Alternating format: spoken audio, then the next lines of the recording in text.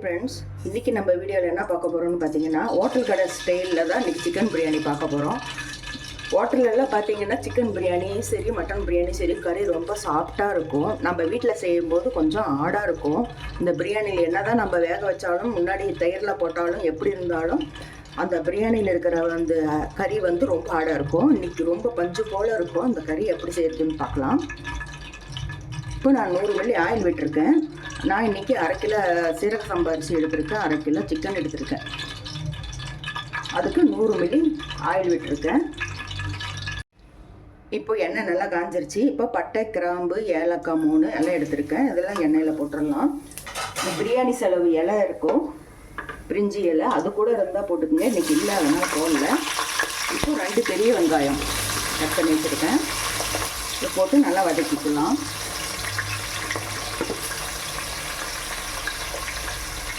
இப்போ வெங்காயத்தை நல்லா வதக்கிக்கோங்க.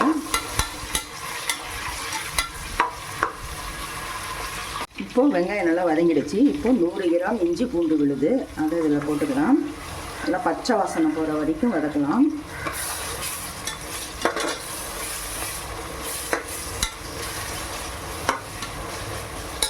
இப்போ 3 தக்காளி கட் பண்ணி வச்சுருக்கேன், அதையும் போட்டுக்கலாம்.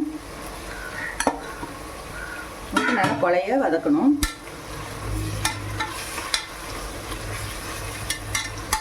கொஞ்சம் நல்லா வதங்கிடுச்சு. இப்போ 1 ஸ்பூன் மிளகாத்தூள் போட்டுக்கலாம். நம்ம காஷ்மீரி மிளகாத்தூள் இருந்தாலும் அதுவும் போட்டுக்கலாம், நல்லா கலர் கொடுக்கும். இப்போது இதை நல்லா வதக்கிக்கலாம். இப்போது 2 ஸ்பூன் தயிரெல்லாம் போடணும். இன்னும் எலுமிச்சைப்பழம் போடும்போது நம்ம தக்காளி கம்மியாகவே போட்டுக்கலாம். இல்லை நமக்கு எந்த புளிப்பும் வேண்டாம் அப்படின்னா தக்காளி ஒன்று சேர்த்து போட்டுக்கோங்க.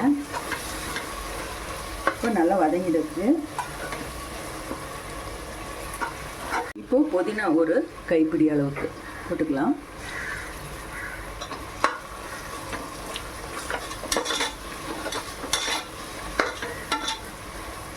கொத்தமல்லித்தெல்லாம் கொஞ்சம் போட்டுக்கலாம்.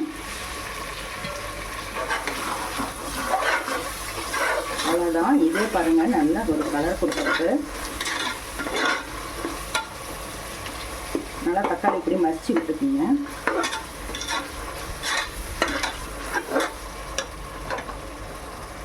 நான் 5 பச்சை மிளகா, 1 ஸ்பூன் மிளகாத்தூள் போட்டிருக்கேன், 5 பச்சை மிளகா. நீங்கள் குழந்தைங்களுக்கெல்லாம் கொடுக்கணுன்னா கொஞ்சம் காரம் பார்த்து போட்டுக்குங்க. இப்போ நம்ம கழுவி வச்சுருக்கிற சிக்கன் 1/2 கிலோ அதை போட்டு நல்லா வதக்கிக்கலாம்.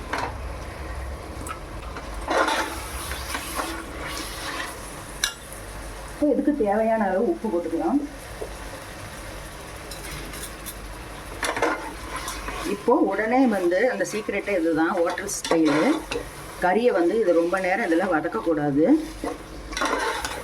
இப்போ போட்டு ஒரு 2 தடவை பரட்டிட்டு இப்போ வந்து நம்ம தேவையான அளவுக்கு தண்ணி ஊற்றிடலாம். கறி வேகவே விடக்கூடாது.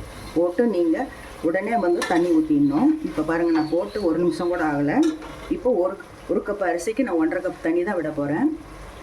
1/2 கப்பு விட்டாலே போதும். இப்போ 1/2 கப் தண்ணி, அவ்வளோதான். இது கொதிக்கட்டும். கொதித்ததும் நாம் 20 நிமிஷம் இல்லை 1/2 மணி நேரம் ஊற வச்ச சீரக சம்பா அரிசியாக இருந்தாலும் சரி, பாசுமதியாக இருந்தாலும் சரி, எதை வேணாலும் போட்டுக்கலாம். இப்போது இது வந்து தண்ணி கொதிக்கட்டும். பாருங்கள், தண்ணி கொதிக்க ஆரம்பிச்சிருச்சு. இப்போ இந்த டைமில் வந்து உப்பு பார்த்துக்குங்க. இப்போ குறைவாக இருந்தாலும் இந்த டைமில் போட்டுக்குங்க. எப்பயுமே எலுமிச்சைப்பழம் ஊற்றுறதுக்கு முன்னாடி உப்பு காரம் சரி பார்த்துக்குங்க. எலுமிச்சைப்பழம் போட்டதுக்கப்புறம் பார்த்திங்கன்னா அந்த டேஸ்ட்டு வந்து அப்படி கம்மி பண்ணிவிடும் அந்த உப்பு காரமெல்லாம். இப்போது நம்ம அரிசியை போட்டுடலாம். அரிசி போட்டாச்சு. இப்போ ஒரு 1/2 எலுமிச்சைப்பழம் புளிஞ்சு விட்டுக்கலாம். கொத்தமல்லி இலை போட்டு நம்ம கலந்து விட்டுக்கலாம்.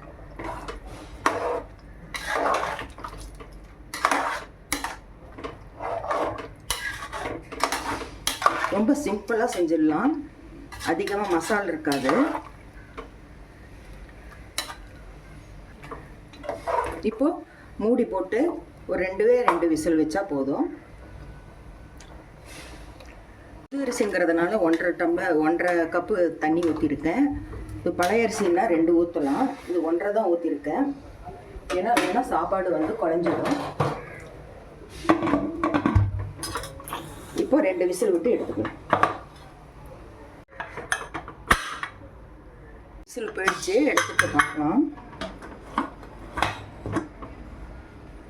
சூப்பராக இருக்குது வந்துட்டு. பார்த்தீங்களா, 1.5 கிளாஸ் 1.5 கப்பு தண்ணி விட்டதுமே அதே பாருங்கள். இதெல்லாம் புது அரிசி. இப்போ இதுலேயே கொஞ்சம் நேரம் விட்டால் தான் உங்களுக்கு வந்து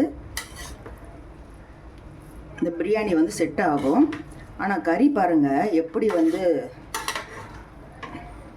நல்லா சாஃப்டாக இருக்கும். அப்படியே பாருங்கள் பஞ்சு போல் வந்திருக்கும். இதை மற்ற நேரம் வந்து ரொம்ப நேரம் நம்ம வணக்கி விட்டுட்டு செஞ்சாக்கா என்ன ஆகுன்னா கறி வந்து ரொம்ப ஹார்டாக இருக்கும். 6 வாட்டி பிரியாணிலேருந்து சாப்பிடவே முடியாது. நீங்களும் இது மாதிரி செஞ்சு பாருங்கள். இது கொஞ்சம் நேரம் சூடு ஆறுனதுக்கப்புறம் நம்ம கிளறி விடணும், இப்பயே கிளறி விடக்கூடாது. இது போல் கறி வந்து நீங்கள் வணக்காமல் அப்படியே தண்ணியில் போட்டு கூட நீங்கள் வேக வச்சு செஞ்சிங்கன்னா பிரியாணி இருக்கிற கறி அவ்வளோ சாஃப்டாக வருது. குழந்தைங்க கூட எடுத்து சாப்பிட்லாம். நீங்கள் இது போல் செஞ்சு பார்த்துட்டு எப்படி இருக்குன்னு சொல்லுங்கள். மீண்டும் உங்களை அடுத்த வீடியோ சந்திக்கின்றேன். பாய்.